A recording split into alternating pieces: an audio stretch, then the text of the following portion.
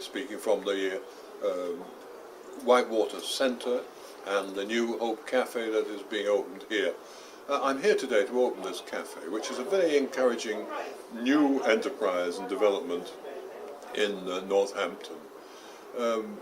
I've been associated for some time with the project for the homeless here, and what is very, very difficult is once a person has become homeless, male or female, it's extremely difficult to get back into normal life, to get back into employment, to get on your feet.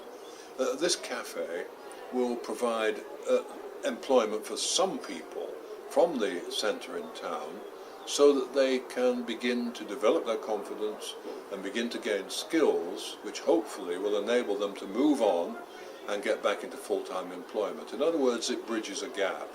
And it's a very good example of what Northampton seems to be increasingly good at, and that is developing an effective partnership and relationship between the local authorities, the university, and the whole team of volunteers to enable people who are in difficult situations and circumstances to have hope and have hope in life. And so I'm very pleased to be here on Saturdays, so if you like what you see, please come along and sample our fare. In partnership with the Whitewater Centre, carry over there, we all work together, put on what we can in the town to try and make a difference for the homeless and the disadvantaged in Northampton. So your response today coming is fantastic, it's what we need to showcase this event. And just happened that Terry was passing and decided to say a few words and kickstart really the enterprise and really get us on the map in Northampton. A lot of people know Hope Centre, very few people know about Hope Enterprises and what we do. So please talk to us, we'll explain in more detail all the different aspects we have of working in the homeless sector. There will be teas and coffees and afternoon tea served after this, so you're all a little bit thirsty and that's a nice hot day. That will be served and sample our fare. An amazing team in the kitchen have been working for days through the night producing all this food. Debbie and the team. Is Debbie there? Yes. She's here. Hey, Debbie.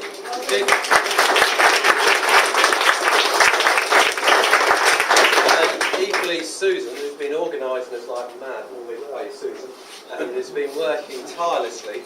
We need organising, so Susan's very good at that. I think she was here till about 1 o'clock last night and here at 6 this morning. So thank you, Susan, wherever you are.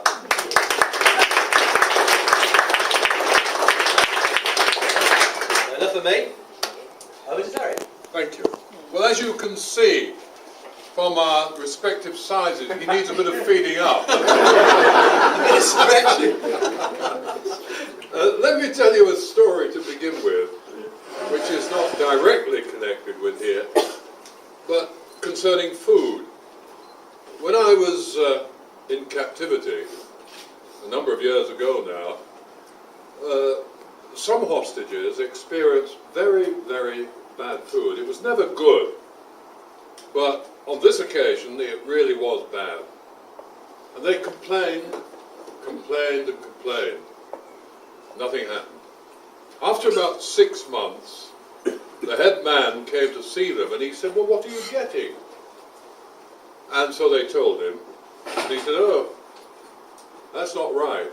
So he looked into the issue and he discovered it was the old story that the guard had been given money for food, he pocketed half and he spent the other half on food. So they took the guard out and they shot him. That was that. They said, if you'll cheat us in these matters, goodness knows what will happen in big matters. Now, don't be afraid in the kitchen.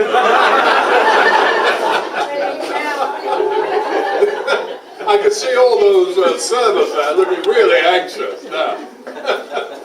But all those who've been serving us today and the food have been prepared by people who formerly were without a home. And this is one of the things that makes this such an important project. I've been associated with people who are without a job and without a home. The Hope